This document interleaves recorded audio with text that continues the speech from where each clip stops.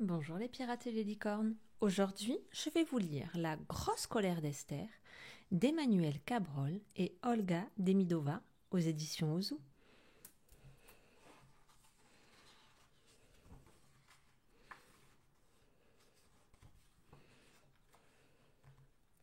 Esther est ravie. Cet après-midi, elle doit retrouver ses amis pour aller au bord de la rivière.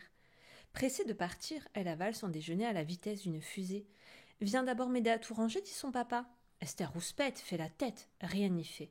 Son papa l'oblige à débarrasser la table du déjeuner. Si je suis en retard, ce sera de sa faute, ronchonne Esther en quittant la maison. En trottinant, elle s'en va dans la savane, mais à son arrivée, une très mauvaise surprise l'attend. Il n'y a plus personne, ses amis sont déjà partis, le lieu est désert. Esther suit les traces de leurs pas dans la terre. Elle reconnaît les empreintes des sabots de Zéphyr, le petit zèbre est toujours devant, car il galope plus vite que le vent. Elle repère aussi les marques des petites pattes de Léonard le lionceau, puis les grosses pattes de Papoum l'hippopotame bien enfoncées dans le sol. Ils auraient pu m'attendre, s'énerve Esther, en filant vers la rivière. De loin, elle aperçoit Zéphyr qui fait la planche. « Regardez, je flotte !» hurle-t-il en riant aux éclats. « Et moi, je suis sur un bateau » dit Léonard en naviguant sur le dos de Papoum. En voyant ses amis s'amuser sans elle, Esther s'assoit au bord de l'eau, sans dire un mot. « Mais viens jouer !» s'écrie Léonard en l'éclaboussant. « Non, j'ai pas envie de me baigner » boude Esther, avec sa tête des mauvais jours. Étonnés, Zéphyr, Léonard et Papoum sortent de l'eau. « Mais quel dommage de ne pas se baigner par une aussi belle journée. On joue à quoi dans ce cas ?» C'est alors qu'Esther aperçoit une noix de coco qui ferait un beau ballon. Mais Zéphyr s'empresse de la ramasser et s'exclame avec fierté. « Regardez ce que je viens de trouver !» « On pourrait jouer au ballon » propose Esther dépitée. Aussitôt dit, aussitôt fait. « Attrape !» crie Zéphyr en lançant la noix de coco à Papoum. La noix de coco vole très haut au-dessus de la tête d'Esther, qui commence à s'énerver de ne pas pouvoir l'atteindre. « C'est toujours vous qui l'avez, ce n'est pas juste, bougonne-t-elle.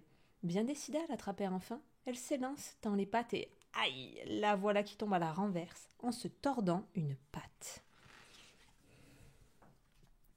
Cette fois-ci, Esther voit rouge. « Vous faites n'importe quoi de toute façon. Cette noix de coco est à moi, je l'avais vue avant, rugit-elle. Mais Zéphyr ne l'entend pas de cette oreille. « Bah, c'est moi qui l'ai ramassée, répond-il en s'amusant à la lancer. Brusquement, le cœur d'Esther se met à battre très fort. Elle devient rouge, rouge écarlate comme une tomate.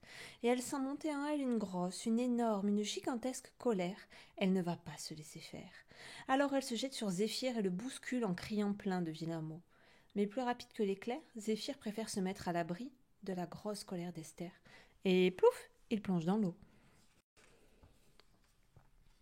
« Allez Esther, calme-toi, dit Léonard, peu importe à qui appartient cette noix de coco, l'important c'est de jouer au ballon ensemble, et aussi de la manger ensemble, propose Papoum alléché par cette idée.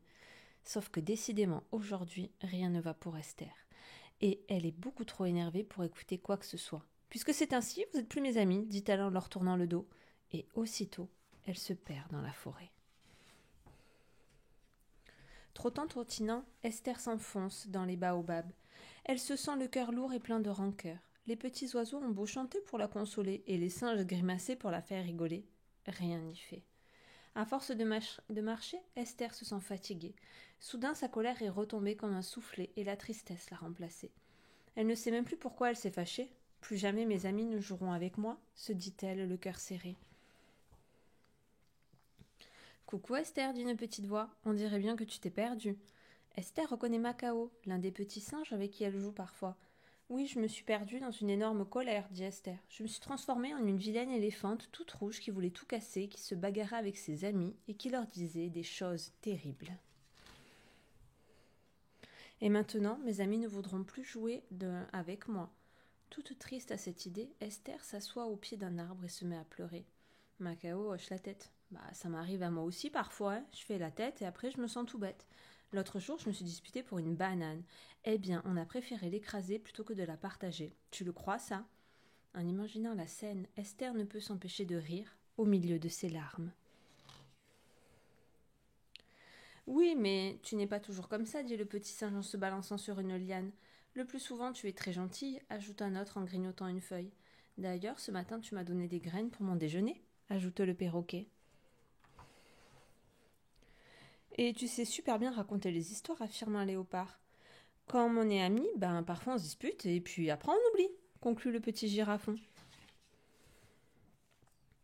Tu vois, poursuit Macao, il y a une solution à tout. J'ai déjà essayé et ça marche. Va voir tes amis, dis-leur que tu regrettes, que tu as perdu la tête et que tu t'es levé de la patte gauche. Et que tu ne te mettras plus en colère, plus jamais. Enfin, jusqu'à la prochaine fois.